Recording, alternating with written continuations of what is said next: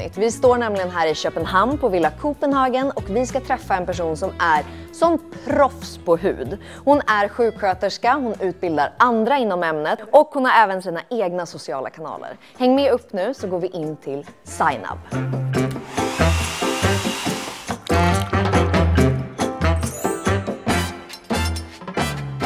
Då tar vi och knackar på. Hoppas vi har kommit rätt.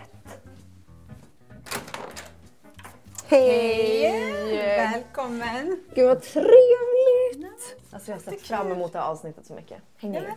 Okej, kan inte du berätta lite för tittarna som inte har koll på vem du är? Vad du gör och liksom, vad jobbar du med och allting? Ja men absolut. Jag är modell, har jobbat i modebranschen i 20 år.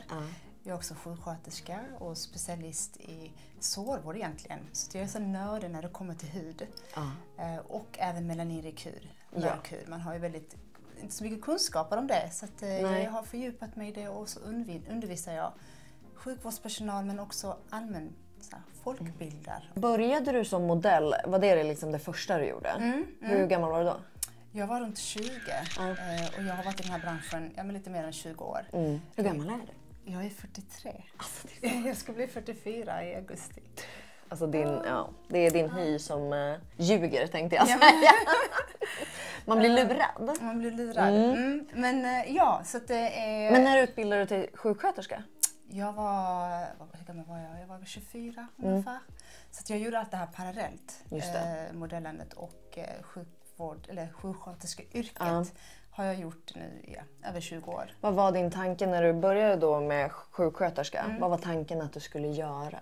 Vad liksom brann du för? Nej men hud. Ja det var det? Sår egentligen. Alltså vadå du bara du var fascinerad? Jag är fascinerad av hur huden kan läka. Och det gjorde så att jag specialiserade mig och är sårsjuksköterska och fördjupar mig. Och har behandlat avancerade sår, svårläkta sår. Det är så fascinerande huden som organ. Hur den kan läka. Och då har du jobbat på sjukhus? Men på olika avdelningar på sjukhus, i kommunen, på kliniker i plastik exempelvis. Ja just det, för det är också såklart. Det är intressant. Väldigt intressant.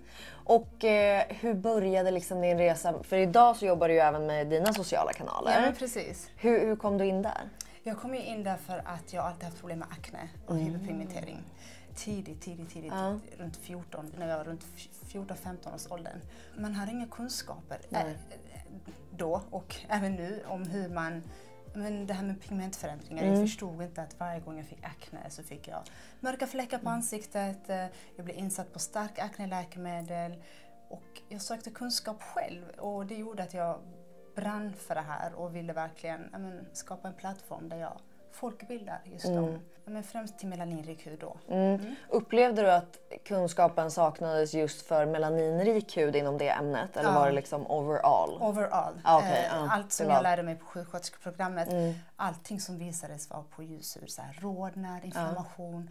Och det gjorde att det blev svårt för mig när jag kom ut i arbetslivet. När jag hade patienter som hade melaninrik hud. Så okej, hur ska jag hantera det här? Jag har inga kunskaper, jag vet inte.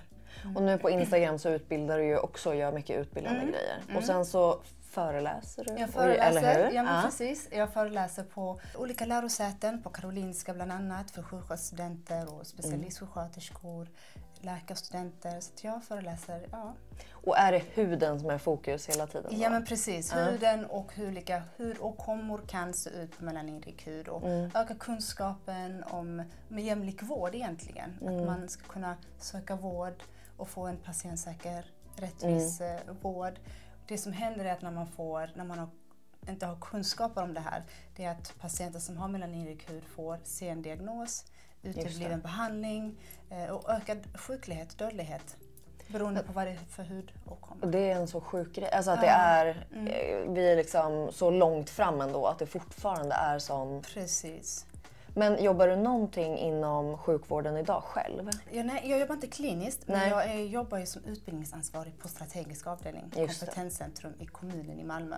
Där jag utbildar omvårdnadspersonalen inför deras delegeringsbara uppgifter, heter det. Okay. Så bland annat sårvård exempelvis, innan de går hem till patienter och lägger om sår. Så kommer de till oss och sen så utbildar jag då hur man ska göra det på säkert sätt. Du har aldrig velat utveckla till liksom hudläkare? Jo, men tanken har slagit slagit mig faktiskt. För det tänker jag skulle vara perfekt. Ja, för precis. det är typ lite där du egentligen är. Brinner för. Precis. Ja. Och sen har jag ju samarbetat med internationella dermatologer. Jag har ju ett nätverk av internationella dermatologer där jag går på kurser på nätterna för det är så här tidsskillnader. Du är liksom uppe hela dygnet. dygnet. Sitter liksom, ja men precis, sitter på nätterna för jag blir så fascinerad. Jag vill lära mig och den kunskapen har vi inte i Sverige. Nej, jag tänker att du måste utbilda dig till hudläkare. Precis, jag vet. För mig är du hudläkare redan. Ja. Alltså jag var så, nej men är du inte det när jag sökte? Ja. För att det känns så i ditt content också. Och det finns så få som gör just det här och utbildar om det. Och har du något liksom ämne som du är extra nörd i? Som du liksom...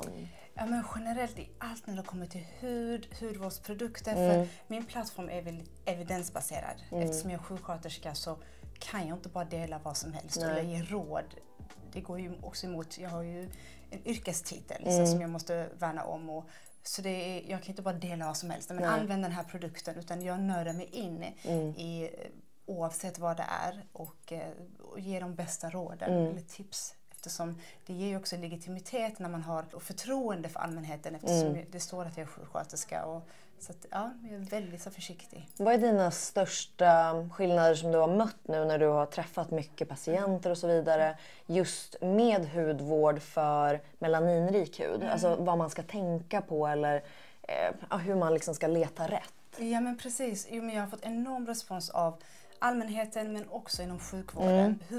Precis som du nämnde, så här, hur ska man tänka, hur viktigt det är. Men exempelvis, man har alltid sagt det här ashy skin, att man har lite så här grådaskig hud. Lite så här skämtsamt hos personer som har melaninrik hud. Men jag har ashy skin. Men det finns faktiskt en anledning till att man har extra benägenhet att ha torrare hud hos personer som har melaninrik hud. Det är på grund av att vi har lägre nivåer av ceramider. Och ceramider är ju lipider som huden, det är naturliga byggstenar för huden. Och vi har lägre nivåer av ceramider vilket gör att vi har torrare hud.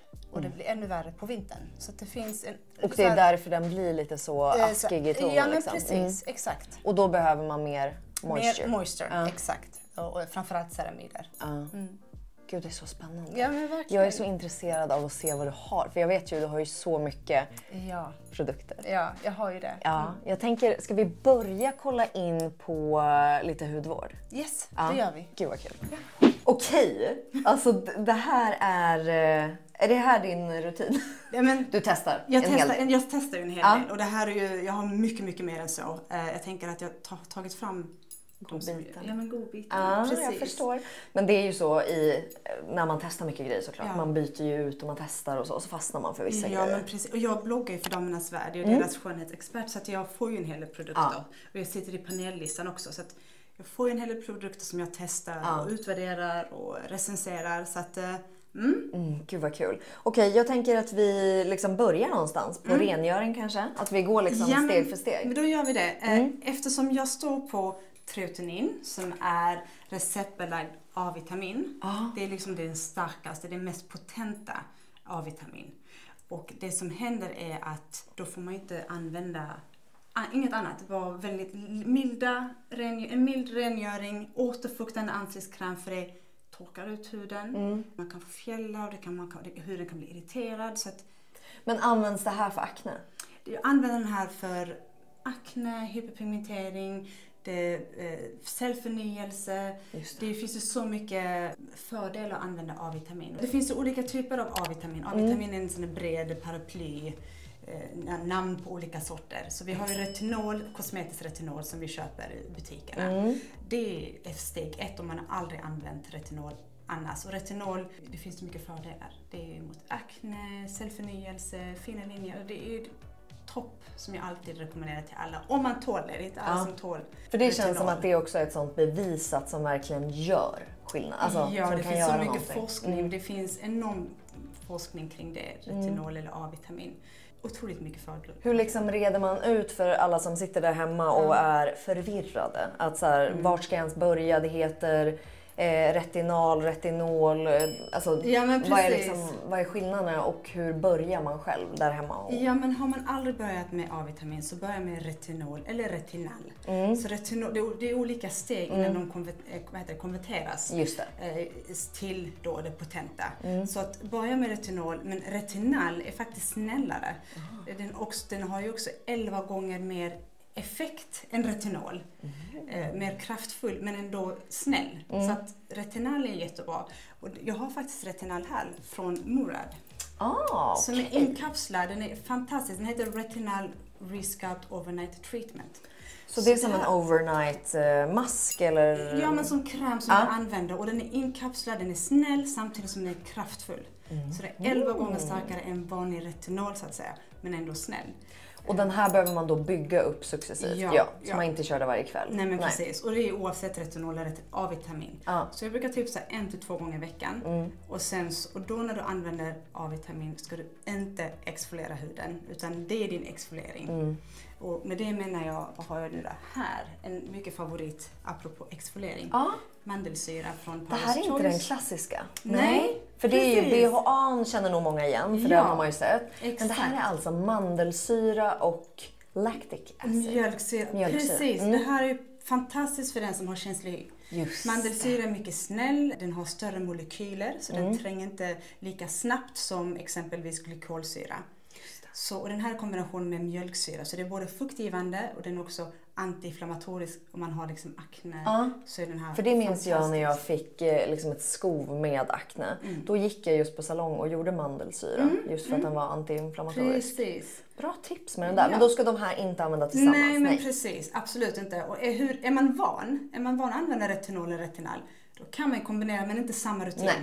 Så att det är olika dagar liksom. Ja, precis. Men hur liksom skillnaden mellan de här två då? Det här är det starkaste. Det här är det mesta, det är på recept och det är potent och det är en hudläkare som skriver ut det här. Just det. Och man måste ha en hudläkare med sig för att det finns ju de som köper det här utomlands, beställer. Det har blivit jättepopulärt. Ja, jag har sett mycket sådana grejer nu. Precis. Tretinoin is the best ingredient for anti-aging and it's the gold standard when it comes to boosting your collagen and treating fine lines and wrinkles. Take a look at Cher. She's the best example as someone who's been using tretinoin for so many years. She's aged so gracefully and her skin looks perfect.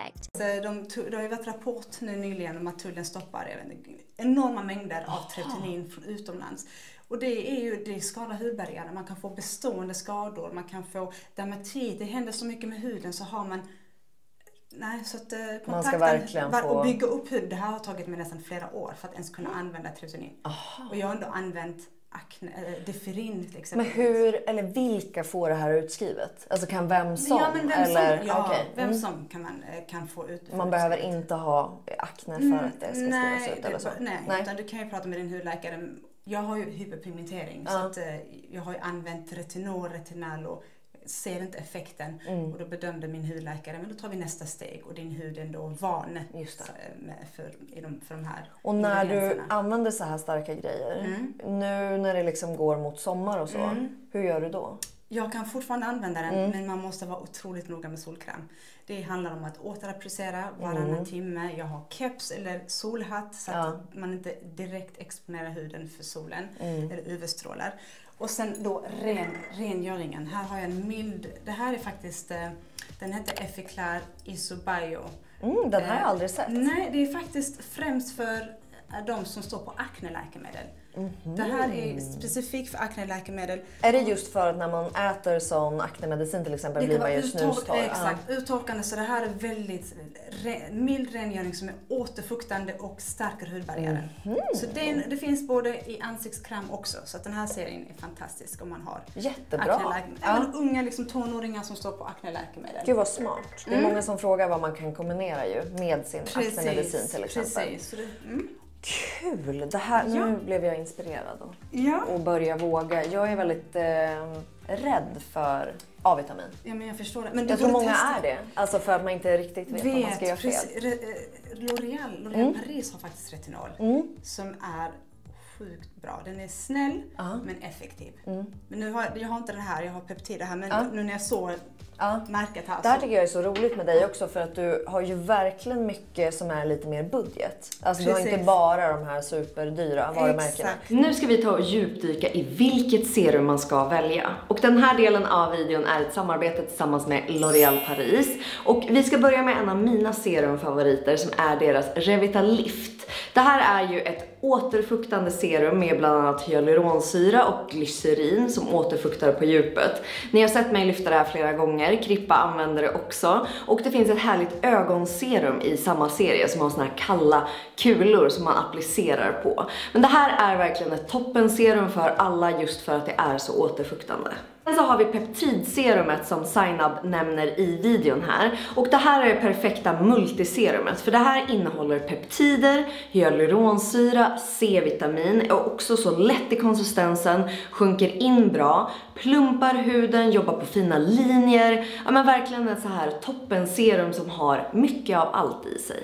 Sen så har vi deras retinolserum med 0,2% retinol. Och det här är det perfekta alternativet på natten. Just för att det boostar huden så mycket. Det boostar kollagenet, det jobbar på fina linjer. Kom ihåg att vara väldigt noggrann med SPF om du använder det här sommartid. Och sist men inte minst, jag älskar verkligen C-vitamin. Och L'Oréal Paris har det här med 12% C-vitamin. Och det här gör är att det skapar väldigt mycket glow i huden. Det jobbar också på fina linjer, pigmenteringar. Det är verkligen just den här glow-boosten. Och det är även perfekt att använda under sin SPF för att boosta den. Så perfekt sommartid. Och alla de här produkterna hittar ni såklart länkade under videon. Och nu återgår vi till Zainabs härliga tips. Utan väldigt mycket lite apoteksvarumärken och så vidare. Precis. Som är effektiv och man vet om att den är effektiv.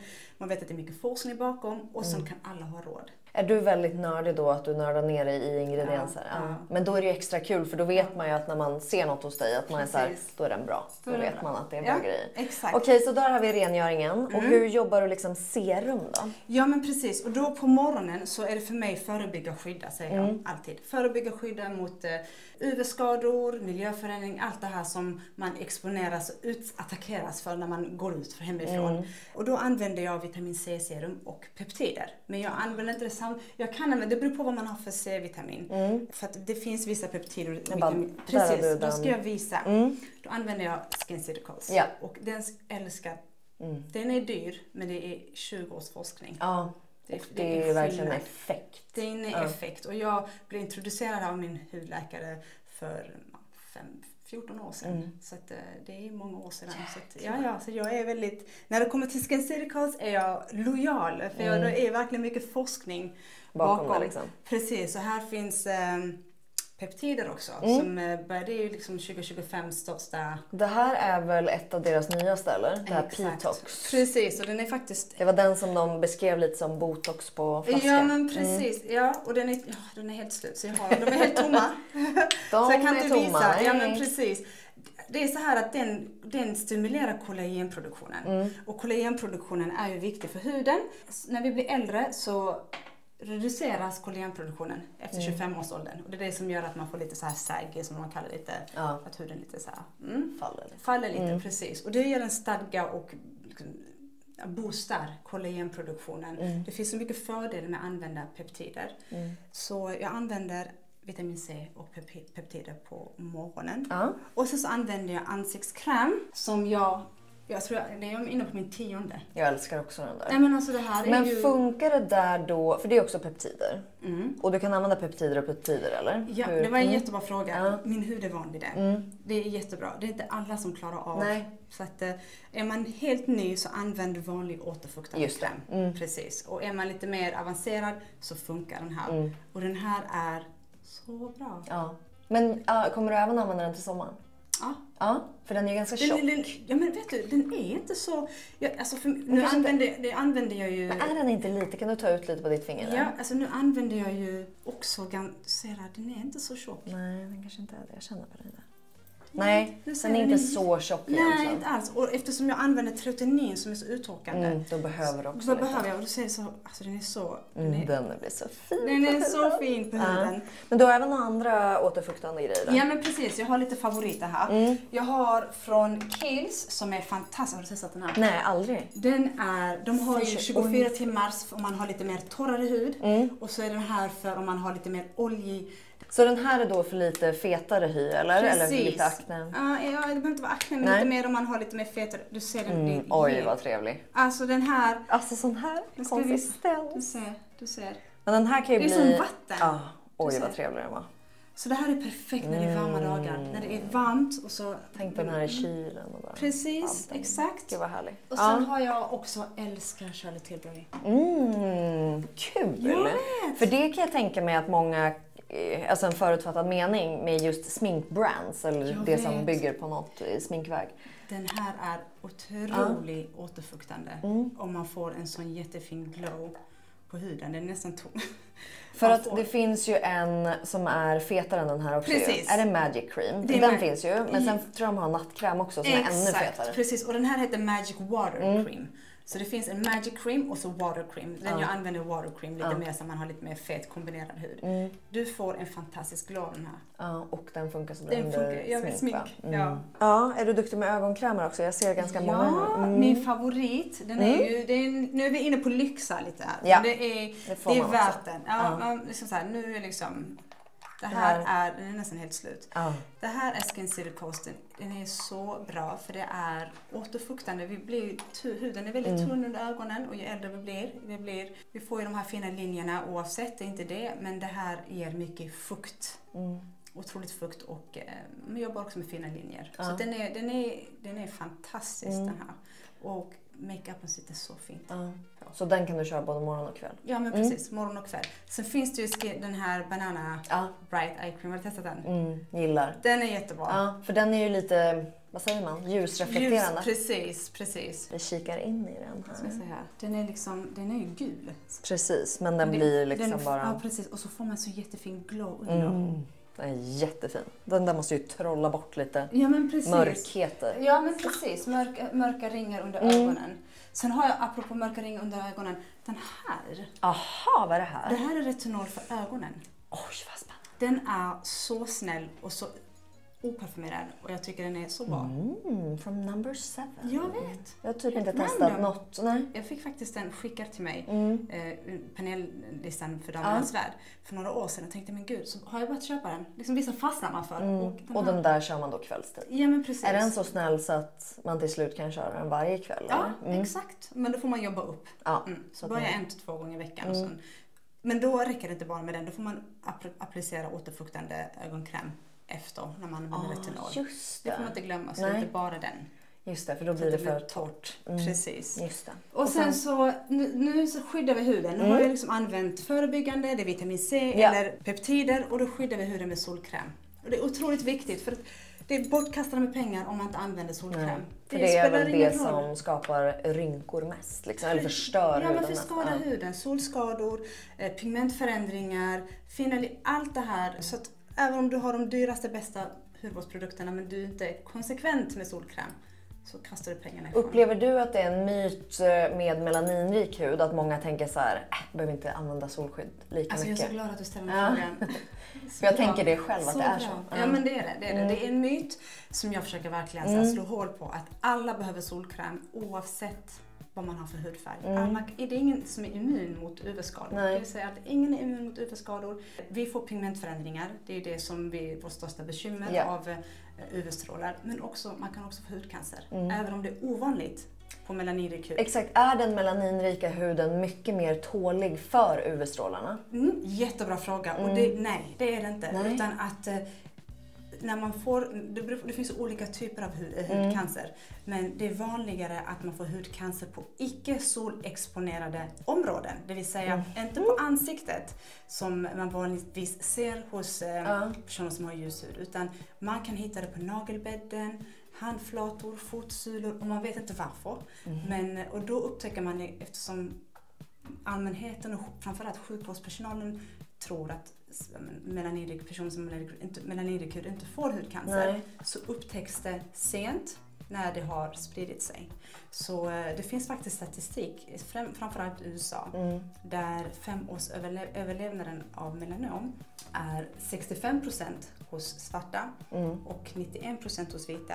Och tänk då att det är ovanligt hos svarta att få hudcancer. Men det är de som dör mest. Det är på grund av att okunskap hos sjukvårdspersonalen. Och att man inte upptäcker det då. Inte man upptäcker, men också folkbildar. Men folkbildar vanliga fasta. Men alla måste ha solkräm. Och så riktar man sig bara på ljushud. Och pratar om hudcancer. Att, men, om du får hudfärgning på ansiktet. Och så har man tappat bort en hel målgrupp som gör att då svarta får den diagnosen sent. För där upplever jag i alla fall av den informationen man liksom har tagit del av själv, om man tänker långt tillbaka också, att det är att en melaninrik hud är så, det är inte lika nog, alltså det är så tåligt. Ja, men precis, man tål. Tål solen jättebra så man behöver inte. Du lyfter, det är precis så, och det är det jag har främst i sjukvården. Precis. Sagt är att vi har tåligare hud, att vi har högre smärttröskel, att man inte kan bränna sig. Vi kan också bränna sig, ja absolut, man kan absolut bränna sig. Så då är det precis lika viktigt med solkräm. Och den här är faktiskt, när vi pratar om pigmenteringar, så älskar jag den här. Det är ganska ny faktiskt. Ja, jag har inte sett att den är lila så här. Precis. Det är Anti-Dark Spot från La Roche-Posay. Oj! Som är... Och vad är det den har extra då för att jobba med? Ja, precis. Då har de något som heter Melasyl.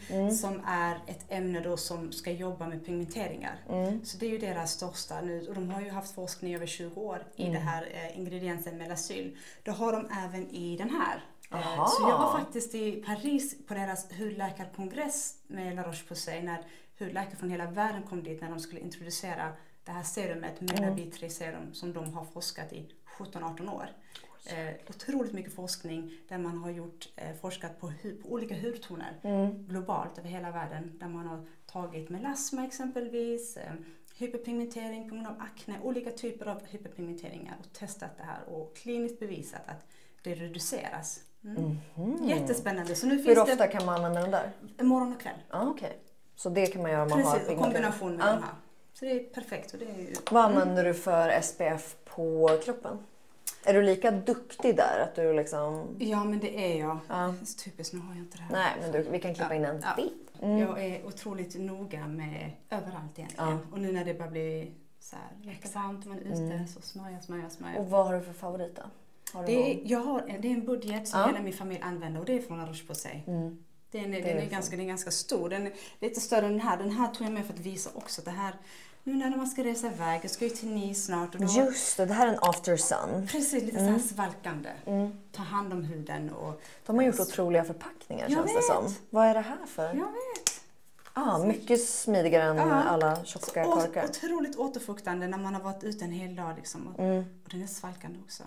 Så men allt annat du har här då, vad är det för roligt? Har du någon mer favoriter? Ja, men det har jag faktiskt. Och då har jag, på kvällen när jag då ska tvätta av allting, så använder jag, älskar dubbelrengöring. Och då använder jag Klinik. Jag är inne på min 4:e eller 5:e. Den är så bra. Börjar du liksom massera upp. Precis, för det här är ju ett litet bal.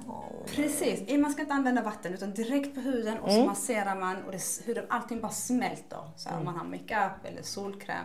Så det är steg nummer 1, och sen så tvättar jag av det och så följer upp med rengöring på ansiktet. Just det.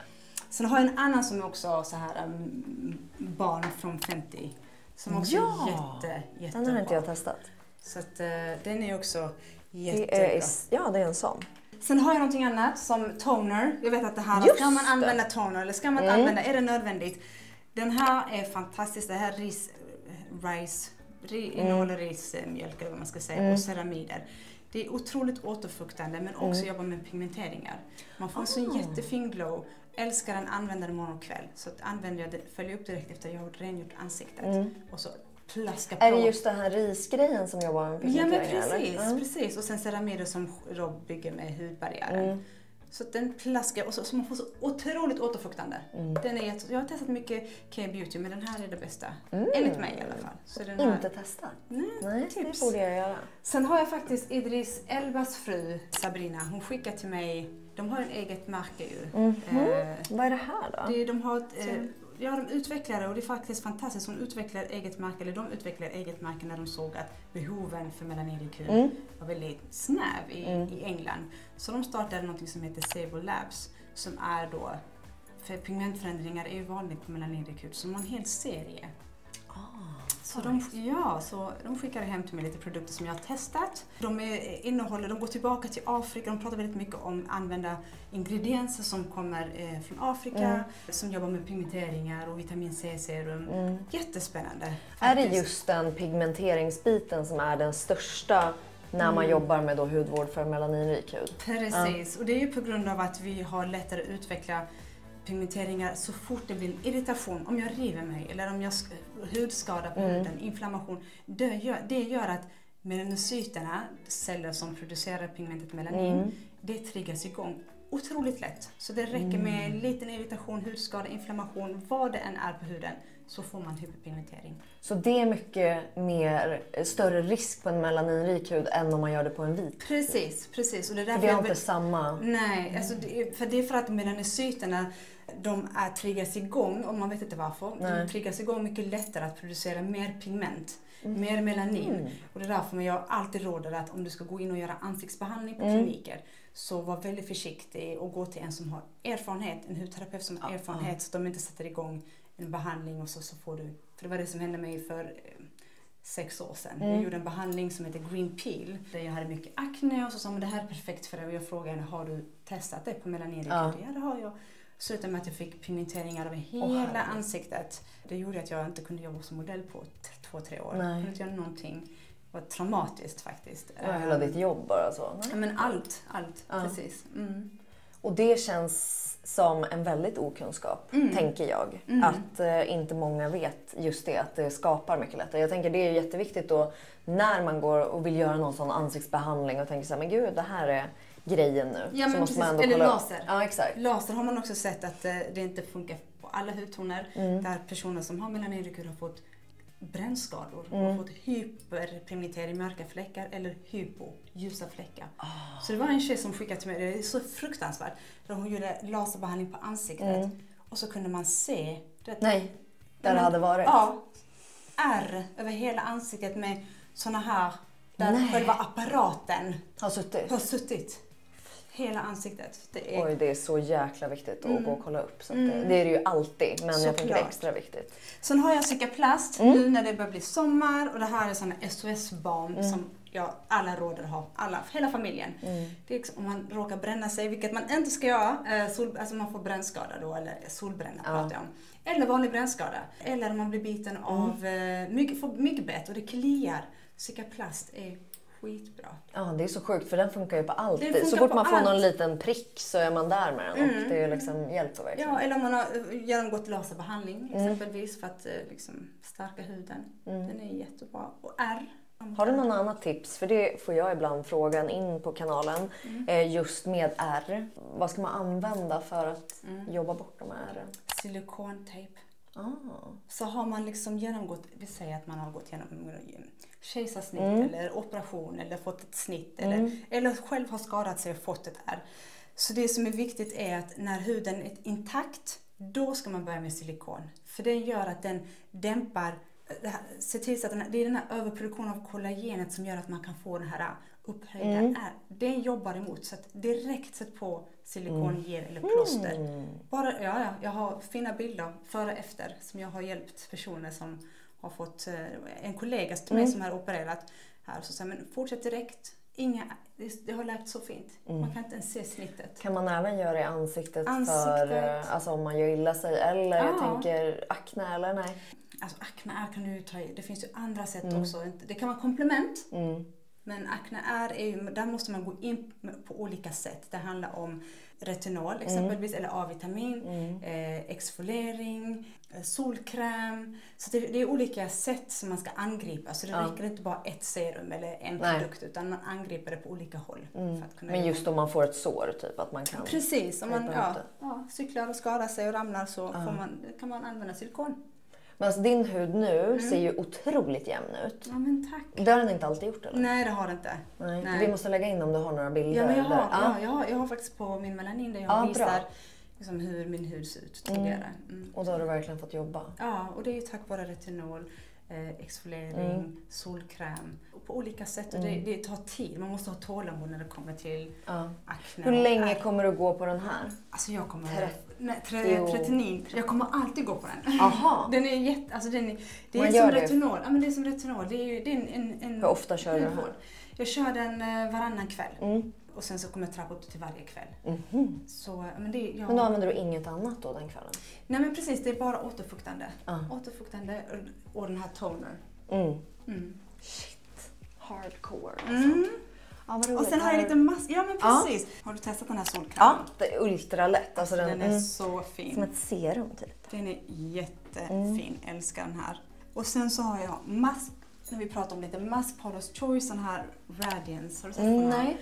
Den är otroligt fuktgivande. Jag känner såhär, du vet de kvällar eller de dagar man har liksom, nu behöver jag boosta huden med lite fukt. Så är den här kanon. Och den har C-vitamin i sig. Och sen så har jag, apropå mask, den här från Ole Henriksen. Det är det här, om du nu ska, jag har den här oturen så fort jag ska fotas så får jag vakna upp så här dagen innan med någon så här film eller vad det är. Så är den här det är alltid så. Nej men det är alltid så här hysteriskt. Så vet man att det här är räddningen faktiskt. Den är så bra. Det är en mask som det innehåller syror. Så att det här ska man vara medveten om att man ska tåla. Man ska veta, för det är olika syror. Men den är snäll. Den innehåller 25% och det är olika typer av syror. Och den är lite gul. Ja, den är lite också så skimrig typ. Sover du med den? Nej, 10 minuter. 5-10 minuter. Ja. Och sen så tvättar jag av och så det är som att de har försvunnit helt. Och så bara får du massa glow. Ja men precis. Ja, och sen har jag ju såklart LED-mask också. Såklart. Vad kör du för LED-mask? Ja, jag använder ju Current Body och det har varit så... Jag var ju väldigt nyfiken på LED-mask väldigt länge och tänkte, men funkar de verkligen? Och nördig som jag är så började jag läsa studier och varit så här, men har den verkligen effekt? Så att det är inte sponsrat, det här har jag köpt helt själv. Så jag köpte för ansiktet och så har jag även för håret. Och den har jag använt i några månader och jag ser verkligen skillnad. Min hud är mycket jämnare. Jag har inte lika mycket hormonell akne, det är väl det jag har. Den kör jag alltså den är inprogrammerad så den slocknar av sig själv. Ja, precis. Så 10 minuter ungefär. Varje kväll. Ja, du kör den typ när du lägger dig i sängen? Ja, men precis. Eller när jag sitter och pluggar eller vad nu jag. Precis, den är så smidig. Och sen så är det då som små här. Precis. Här sitter de här som lyser upp sen. Precis. Gud, det här är så spännande för det är ju många som just är så, men funkar det? Precis. För att det är ju inte, det är inte som en vanlig mask där du ser glowet direkt kanske. Precis. Utan du behöver jobba på det. Ja. Det tog ju flera månader innan jag verkligen såg skillnad. Det är inte så över en natt. Men ändå kul att du känner att du har sett skillnad. Ja, precis. Och det ger boostar kollagenproduktionen, det går ju djupare in på huden. Det finns så mycket fördelar. Hur ser den för håret ut? Är det liksom det är som en hjälm. Det är det. Det är som en hjälm. Och jag har faktiskt lagt upp det på Instagram där jag har använt hjälmen i kombination med Kérasase, deras och Home. Den här, inte för den som du rekommenderade, det var ju slutsålt i Malmö. Det kan jag säga till dig. Jag gick in på Kicks och sen så bara... Ja, det finns inte. Jag var typiskt Emily liksom. Så då hade de den här för män. Ja, och det är liksom... Det funkar, så det är ingen skillnad. Nu har jag där ute, tror jag ska visa den. Och då kör du det och sen så... Så jag kör med skin roller först.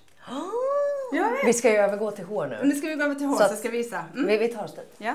Okej, så då kan du börja berätta om då den här. Men det är den här skin roller som jag använder. För du måste vara anti det här på huden, eller? Eller? Vad sa du? Den? I ansiktet? Nej, inte på ansiktet. Nej. Utan jag använder den eftersom jag har en tendens, jag tycker om att ha min frisyr så här att jag har uppsatt. Och det kostar för att hårlinjen jag vet. Det är inte många som tänker på det, men det är ju verkligen när man gillar att ha strama frisyrer, då kostar det på att håret vill gärna lossna lite. Precis, och då använder jag den så. Och det är ju som små nålar. Precis, så att det känns. Ja, det gör det. Man måste vara lite försiktig. Och rengöring. Nu kommer sköterskan in här. Det är otroligt mycket med att man måste desinficera. För där minns jag när de här kom och att folk bara rollade på i ansiktet och man får ju så lätt då infektion.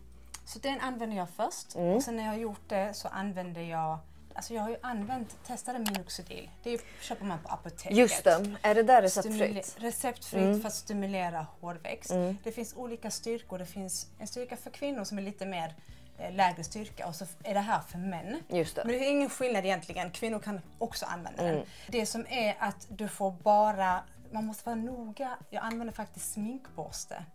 Så att jag sprayar den på en liten, jag har inte på handen utan jag sprayar på ett litet glas och sen så tar jag hårborste eller sminkborste och sen så tar jag precis där jag behöver för att om det hamnar på pannan eller på kinden, ja då får man ju hårväxt där också. Men gud, tänk så här, helt plötsligt så har det alltid runnit. Ja, men, och det har man, det finns ju på sociala medier där personer har visat att jag har inte tänkt på det så helt plötsligt så har man fått. Så det är väldigt potent och det är inte alla som tål den och jag var lite så här, jag bara testat den 2-3 gånger och så slutade jag faktiskt med den. Ja, det gjorde det. Utan jag gick över till den här. Ja, den krästas. Ja. Så det är för min hårväxtstimulering. Men den där skinrollern skulle du inte rekommendera folk att använda i ansiktet? Aldrig ansiktet. Nej, precis. Aldrig ansiktet. Du kan få skada hudbarriären och få massa sår. Ja. Så att, jag ligger var inte det en grej förut? Jo, det gjorde de. Det var ju det hemskt. Och jag minns att det här blev en sån grej. Att hudterapeuter och så var så här, åh herregud vad är det ni håller på med? Och att folk rollade runt och fick ärr. Och alltså helt galet.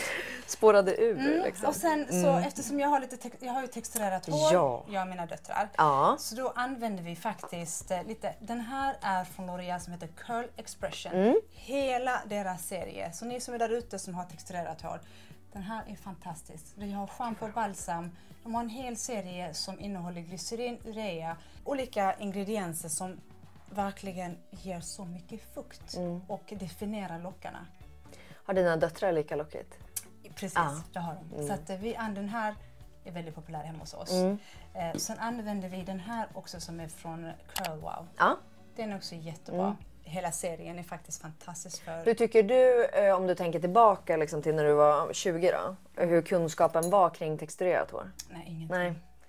Och då behövde man ju nästan gå till en specifik salong för att få hjälp. Precis. Mot idag har ju väldigt många varumärken börjat få in massa grejer för texturerade hår.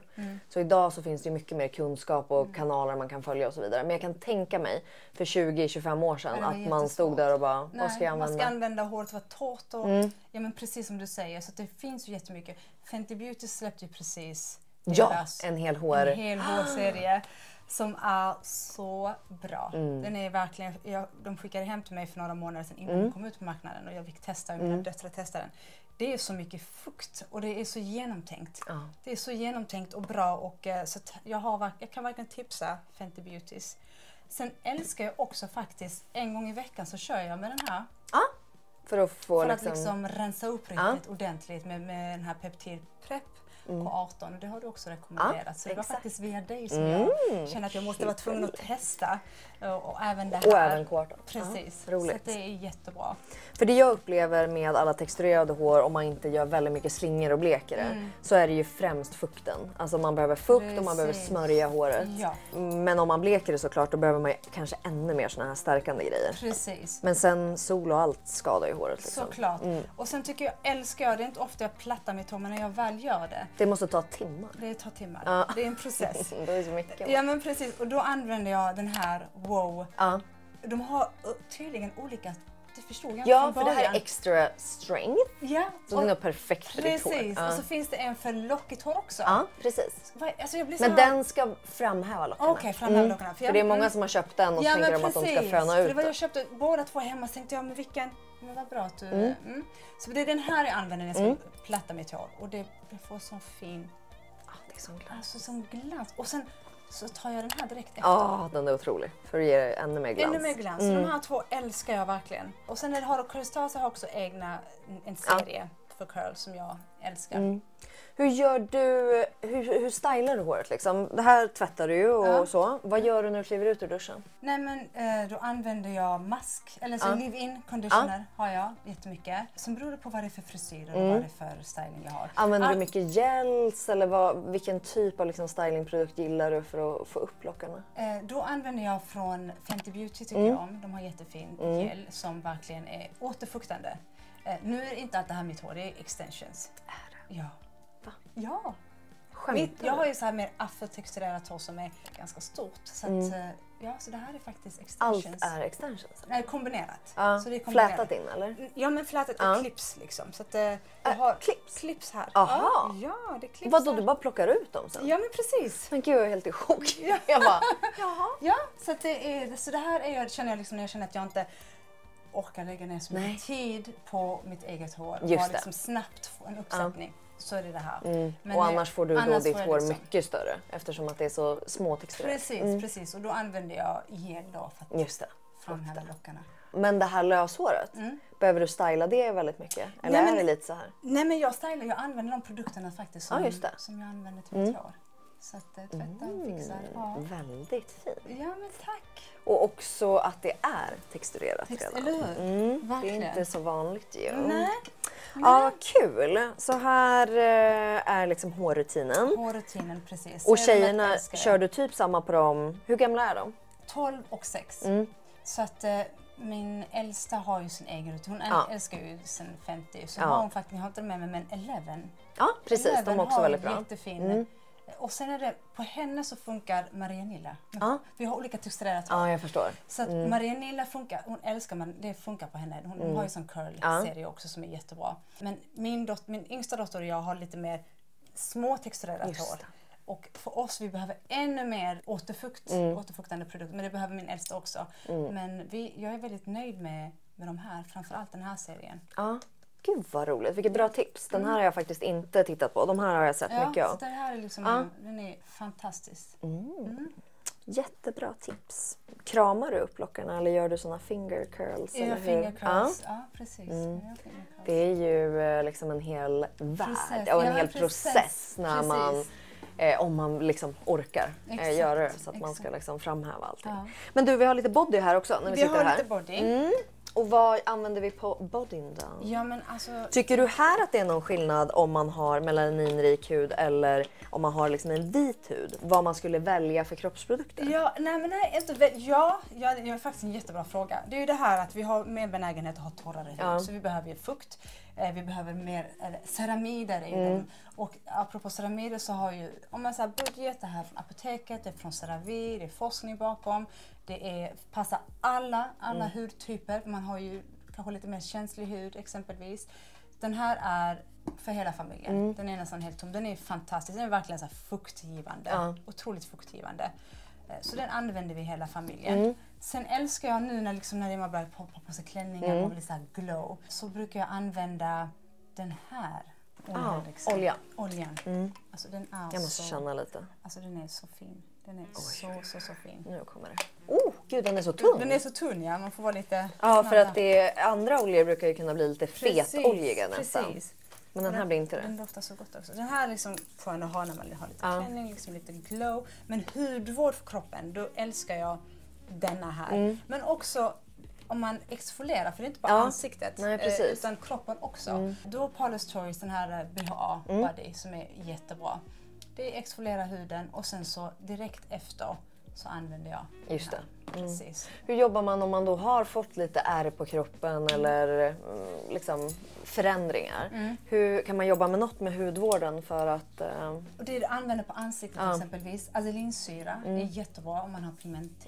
Det kan man använda på ansiktet och på kroppen. Just det. Så att jag brukar säga att använd det som du använder på ansiktet på kroppen och sen så smörj och sen skydda med solkräm. Just det, så för att jobba på sådana om man får någonting. Ja, och det kan ju vara även här exempelvis och på ryggen. Man kan ha akne på ryggen. Då kan man använda akneläkemedel där bak och så kan man använda azelinsyra jättesnäll men också jättemycket forskning bakom med pigmenteringar. Och sen så återfuktande kräm direkt efter. Kanske inte den här för den är ganska fet. Ja just det, då hade jag tagit en lätt, lotion. Ja, vad är det här för trevligt? Alltså den här är så fin. Vad hette den? Det här är Charlotte Tilburys Supermodel Body, heter den så? Wow! Alltså den här är så bra. Jag ska visa er. Den passar bra på din Supermodel Body. Modellar du fortfarande? Ja, men det gör jag. Men hallå? Jag är så kladdig så jag kan inte öppna. Är den ny eller vad fan har inte jag sett? Så. Och så trycker du ut den. Och så rullar du den så här. Jag ska visa. Alltså, hörni, ni kommer se nu. The supermodel body. Nej men we alltså have ni here. ser vilken fin... Vilket fint glow. Och du vet, och man kan liksom ha det här. Ja, lägga på. Du kan liksom ha det lite på ansiktet. Så att Jättefin. Den här är jättefin. Ja. Gud vad roligt. Okej, men du modellar fortfarande lite? Ja men det gör jag. Ja. Hur hinner du med Ja men allting, hur hinner tror jag du? med det? Men modellandet har jag gjort så länge och jag känner att det är den här kreativa världen, jag behöver det. Liksom stänga av allt brus som sker. Pågår. Precis. Så Skulle alltså, någon av tjejerna, tror du de kommer att... Ja, alltså min äldsta har ju fått förfrågan. Stora kampanjer faktiskt, ganska kända stora kampanjer. Men vi vill inte att hon ska in i den branschen. Nej. Jag vill inte det. Hon är för liten och det är inte så glamoröst heller som många tror. Jag blev upptäckt själv när jag var 11 och mina föräldrar bara, nej. Det får vänta. Och sen 16, de sa nej. 18 så sa de, ja, tänk på saken liksom.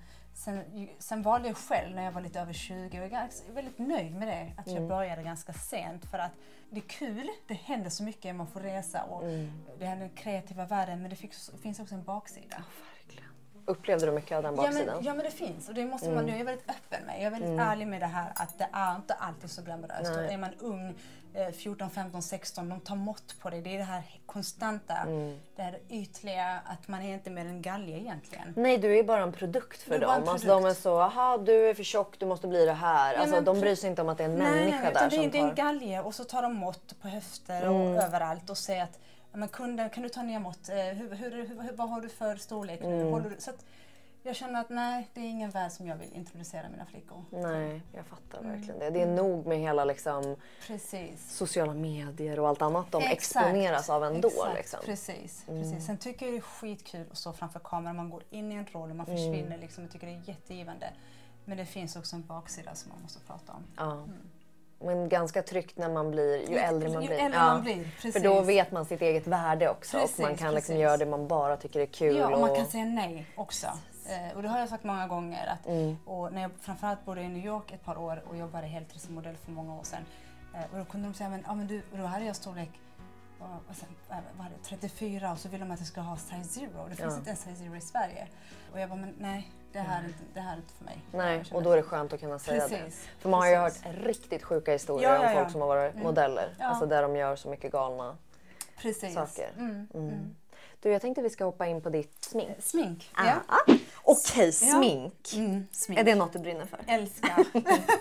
Älskar smink. Men hellre hudvård än smink? Jo, hellre hudvård. Ja, men både och. Jag kan inte välja. Men alltså, det är så? Ja, men verkligen. Alltså, jag älskar smink lika mycket som jag älskar hudvård. För det är två helt olika saker. Och den här... Där börjar du, eller? Jag börjar med den här. Ja, alltid? Alltid den här först. Preppa huden. Alltså hudvård och makeup går hand i hand. Du kan inte börja med makeup om inte huden är förberedd. Nej. Så det går liksom canvas. Ja men precis, det går hand i hand. Så jag preppar huden med fukt och så använder jag Milk Makeup, den här Hydro Grip som är fantastisk. Och sen så kör jag har ju gått tillbaka hela tiden till, jag har några foundation som jag älskar. Så jag har NARS som är fantastisk, skitbra. Den här från Armani, Luminous Silk. Alltså den lägger sig... Love it. Alltså den är så... Känns det som man har någon foundation på sig. Sen har Chanel faktiskt en hel serie som heter Le Beige Water Fresh heter den här. Och det är makeupartisten, den ledande makeupartisten är själv svart från Frankrike, makeupartist. Så hon har utvecklat hela den här serien. Och den är tänkt liksom för alla. För alla oavsett hudfärg. Och den är speciellt nu till sommaren, den heter Water Fresh. Jag ska bara visa hur lätt den här är. Ja, den är otrolig. Och sen är det som små prickar i den. Ja, precis. Som... Alltså men den är så lätt. Ja, det är bara så in the camera. Och den har också, i samma serie så har de även i rouge. Exakt. Alltså, och den heter också Water Fresh. Den är väldigt starkt pigmenterad och den är tänkt för alla hudtoner. Även liksom som har mörkare hudtoner. Och den är, man behöver bara en droppe. Den är så pigmenterad att du behöver bara liksom, literally den här dutten. Det är en sån liten dutt. Och sen så är den så... Åh jäklar. En dutt gav liksom... Ja, du ser. Hur mycket som helst. Det trodde inte jag. Jag tänkte att de är så vattniga så att de inte typ ger någonting. Nej. Det är otroligt. Men föredrar du mer täckning på din hud? Eller gillar du när det är lite så skit och... Både BB-cream. och. Ja, men jag inte riktigt, både och. Jag gillar lite mer täckning faktiskt. Och vill jag inte ha så mycket täckning så använder jag den här så man kan bygga upp. Ja. Absolut. Så att det är de här foundations som jag verkligen uppskattar jättemycket. Sen har vi rougen här. Och så har du även något litet Dior-blush. Dior, och den är så pigmenterad. Den är också en liten, du behöver inte så mycket. Det behövs en liten dutt bara. Bara en liten dutt, och det är som en highlighter. Du kan använda den på kinderna, du kan använda den på ögonen. Den är amazing. Fin. Och sen tycker jag också om den här. Alltså jag brukar inte använda så mycket ögonskugga, men de här. Jaha, fina! Visst? Är det där ögonskuggor? Ja. Jaha, men gud, jättefina. Visst? Det är liksom... Men kör du oftast eller highlighter, det är inte bara ögonskuggor, det är highlighter egentligen. Ja, som man kan jobba med lite. Och men sen, är du mest en eyeliner-person? Ja, det är jag. Så inte lika mycket skugg? Nej, inte så mycket skugg, utan precis eyeliner. Och sen så highlighter. Det känns som ditt signatur. Det är min signatur. Sen har jag någonting här som är från Charlotte Tilbury som jag absolut älskar. Och det är en bronzer. Aha! Ja, den är amazing. Den använder jag för att definiera mina kindben först, och sen så använder jag rougen direkt efter. Så den är Använder du något transparent puder också, eller något puder i färg liksom? Precis, och det är Charlotte Tilburys den här filter. Ja. Det finns en anledning varför den heter airbrush filter. Ja, exakt. Det är som filter. Det är verkligen det. Gud, det är så roligt att se, för på hudvård har du så mycket budget. Här är det lite mer. Jag vet. Jo, men när det kommer till smink så är det mycket lyx. Det är så. Och det är, ja, men här gillar du liksom att få någon liten... Men det är värt det också. Ja, alltså, absolut. Vissa saker är värt för att det levererar. Så är det. Och det är även samma sak med hudvård. Jag köper vissa saker som är lite dyrare för att det ger effekt. Ja, och där kan man ju verkligen, ju mer påläst man är, speciellt inom hudvård då, tänker jag, att då kan man välja godbitarna som är de där dyra. Och sen så kan man variera med lite mer. Exakt, när det kommer till rengöring exempelvis, då kör jag, det är en budget och det är bra och det är från apoteket. Med vitamin C-serum från Skin City Cost som kostar en del, men jag vet också att det ger jätteforskning bakom och så vidare. Precis. Men det är det. Och sen så har jag... här har jag den här också, setting sprayen som är nästan helt slut. From Charlotte. Den är så fin. Men lite highlighter också, eller? Ja, den highlightern också jättebra. Jag har använt den så mycket, jag måste bara visa här. Och det är en dutt. Du behöver så bara... fint med guld på dig. Så den här är från Gucci, som egentligen är... vad ska man säga, flytande highlighter som jag blandar in med min foundation. Så jag tar bara lite en sån här. Så. Egentligen tror jag lite mer, men en liten dutt. Och så blandar jag det med min foundation så får man jättefin. Oj, men den här var jättefin. Eller så kan man använda den direkt som en highlighter. Ja, oj vad fin den var. Den är jättefin, älskar så här krämiga. Lite Gucci. Lite Gucci. Sen så har jag den här från Chanel. Som jag absolut, gillar du den? Alltså jag är inne på min andra tub, vet du. Den är liksom... Den bronsen är jag som alla älskar. Alltså den bronsen är så och det där är då fin. I färgen... Vad heter den där? Är Deep Browns heter den här. Så den kan man använda som liksom på... exakt. Ja, men definiera... Forma lite. Ja, forma lite, precis. Och man kan använda på ögonskuggan också som ögonskugga om man vill ha lite mer...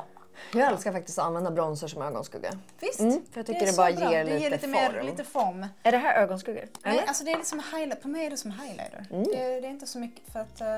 Är de liksom highlighters? Ja, men... Jag tycker alla, eller för de har ju ögonskuggor som är i samma förpackning. Så det kan ju vara... Så använder jag, alltså det beror på hur man vill. Precis. Här har jag lite som ögonskugga slash. Jag tycker det är nice att använda krämiga form, alltså krämig konsistens som highlighter. Eller som ögonskugga. Under din modelltid så måste du ju ha stött på mycket makeup-artister som haft svårt att sminka eller hur?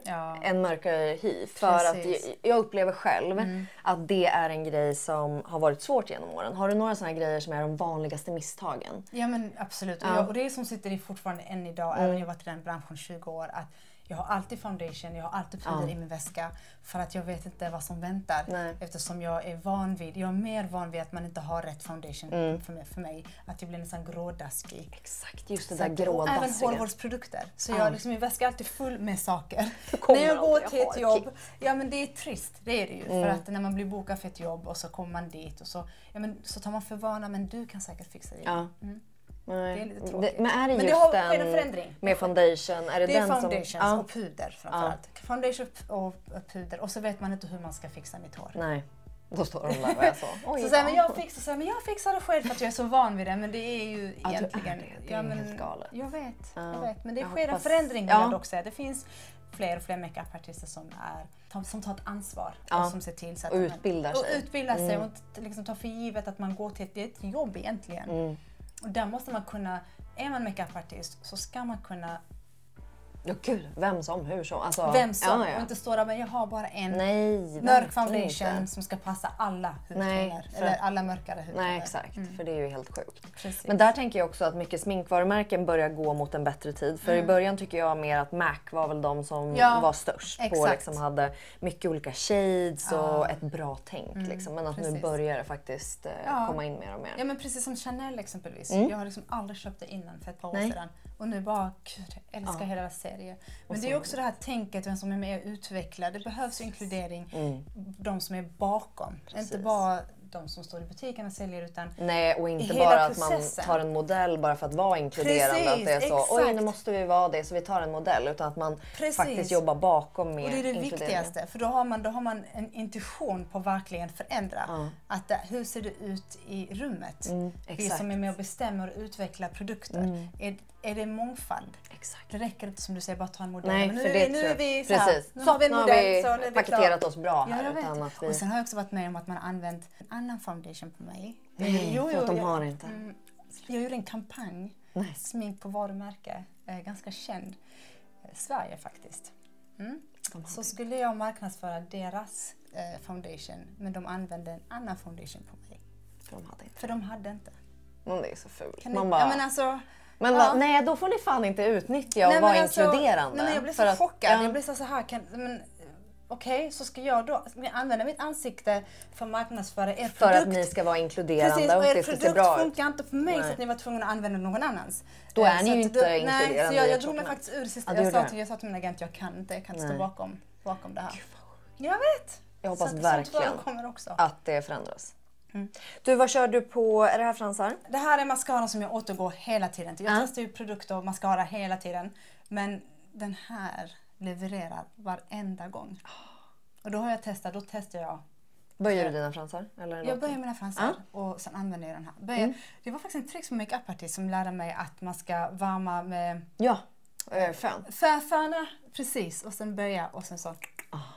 Gud vilket bra tips. Och läpparna, sist men inte minst. Och läpparna älskar jag den här lilla kittet som jag har med mig. Ja, i en liten Hermes-box.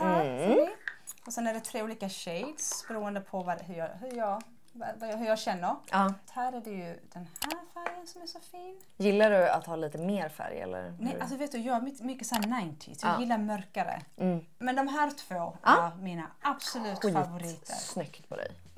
Okej, det här är vårt sista segment. Så du har fått valt ut dina favoriter. Och sen har jag valt en annan liten grej som vi ska göra på slutet. Du fick ju välja 3 till 5 grejer. Ja, men precis. Ja, du har så mycket bra grejer så du får välja 5. Ja, men precis. Och då valde jag faktiskt den här Curl Expression från L'Oréal Professional Paris. Perfekt för de som har texturerat hår. Och sen även den här från Fenty Beauty som jag tror verkligen kommer leverera. Det är en conditioner, eller? Det är en Rich Moisturizer Repair Conditioner som ger otroligt mycket fukt. Sen tänker jag på skydda sig själv såklart. Och det är ju den här Anti-Dark Spot solkrämen från La Roche-Posay. Att alla ska ha nästa. Alla, precis. Sen kommer jag här med mina peptider såklart. Och då är det från L'Oréal Paris. Den här är peptider som avancerar, kraftfull, innehåller olika typer av peptider. Och peptider är ju stort nu 2025. Ja, verkligen. Kan man använda de här peptiderna då varje dag? Så den här kan du köra igen? Precis. Och sen kommer jag till Lancôme som har ett serum som jag verkligen uppskattar. Den har du ju använt, jag vet. Jag tycker den är så bra. För den är uppdelad i 3 olika delar. För att det ska ihop så hade de kunnat bli ostabila tillsammans, va? Nej, men de innehåller ju hyaluronsyra, det innehåller niacinamid och ferulic acid, ferulinsyra. Så de 3 jobbar med pigmenteringar men också fukt. Ja. Och så ligger de ju som 3 olika behållare som kommer ut som 3 olika. Ja. Blandas ihop. Det är de här. Kul! Väldigt mycket fokus hudvård såklart. Ja. Mina 3 brukar alltid välja någonting på slutet och jag tänker då att jag vill veta vad är de 3 mest ställda frågorna som du får eftersom du är sån expert och att vi gärna vill veta svaret på dem. Ja, men precis. Och nu när det börjar bli varmt så är det ju melasma som är en typ av en hyperpigmentering som man får på pannan, på kinderna, som runt ovanför munnen, som mustaschfläck brukar man kalla det för. Och det är ju olika anledningar till man får det. Det kan vara graviditet, hormonellt, det kan vara ärftligt och det blossar upp nu när det blir varmt. Och det blir också värre när du står och lagar mat. Tips! Va? Ja. Så att om du öppnar och då värmen typ? Ja, men precis, om du står och lagar mat och ska öppna upp varm ugn. Den värmen som liksom på ansiktet, det triggar igång melasman. Ja. Va? Det blir värre av bastu exempelvis. Det stackars alla kockar där ute som kommer behöva passa sig för ugnen. Ja, men precis. Om man bastar, det kan också förvärra. En annan fråga jag får återkommande, det är också att... Vad gör man mot melasman då? Det är samma sätt att man behandlar det med serum, exempelvis adelinsyra, som med pigmenteringar. Det kan vara niacinamid som också är jättebra. Retinol exempelvis. Och solkräm såklart. Ja. Och så det skyddar sig från liksom all typ av solexponering och ugnsvärme och så vidare. Eller man lagar mat och så bara och sen att man är noga med liksom de här ingredienserna. Ja, och så noga med solkräm, solhatt. Ja, det är liksom det. Eller om man sitter i en varm bil. Det räcker med att bilen är för varm. Då blossar det. Så värme och sol eller UV-strålar. Det triggar igång. Det är svårt att undvika nu under de varma tiderna. Ja. Okej, vad är din andra fråga? Då är det här, om jag blir insatt på akneläkemedel. Hur gör jag konkret? Det är så här att akneläkemedel, biverkningar är torrhet, irritation oavsett vad man har för hudfärg. Och då säger jag att när du blir insatt på akneläkemedel, vänd in huden sakta. Så 1-2 gånger i veckan och så ökar du upp successivt. Och sen kan du inte använda andra starka aktiva ingredienser. Så håll dig till det och sen så rengöring, mild rengöring och återfuktande kräm. Och sen ingen så här exfoliering och BHA, mandelsyra, mjölksyra. Det ska man ska bara vara liksom, bara milda grejer. Precis. Ska man även tänka på någonting inifrån? Alltså hur äter dryck eller liksom? Ja, det är väldigt intressant det här, men det är ju någonting som diskuteras fortfarande. Det finns inte så mycket forskning, men man börjar forska mer och mer om kost. Du tänker på kosten. Ja, jag vet. Det är väldigt... Ja. Man vet inte riktigt än. Nej. Jag längtar till ändå när det kommer längre på den delen. Precis. Liksom. Vissa märker ju av, till exempel när jag undviker mjölkprodukter så mår min hud mycket bättre. Det märker jag av. Men det är individuellt så det är ingenting som exakt. man kan... Och vissa märker det på gluten och så vidare. Precis. Och den tredje då? Alltså den tredje är att jag så tjatar sönder, det är faktiskt solkräm. Det går inte. Det går inte. Nej. Det är... Oavsett vad det är så får man gå tillbaka till solkräm. Det är det. Och för alla tonåringar, unga som börjar. Alltså verkligen alla i familjen. Alla familjen, och, barn. Som du säger, återapplicera. För vissa tänker så här, ja men jag hade det i min fuktkräm i morse och sen är man ute hela dagen och tänker så här, ja men det här jag har väl skyddat. Och även att man ska skydda hårbotten, för vissa bränner ju så mycket i benen. Killar som har kort hår bränner sig i hårbotten och så vidare. Precis, så återapplicera varannan timme. Och framförallt om man är svettig tränare eller badar så är det ännu viktigare. Och återapplicera. Du, alltså jag hade ju kunnat fortsätta här i timmar. För du är så intressant. Så jag tycker det här har varit så trevligt. Tack. Och spana in din kanal om man inte har gjort det. Så får man ju ännu mer svar på massa frågor om man har det. Och tack till alla er som har tittat så ses vi snart igen. Hej då!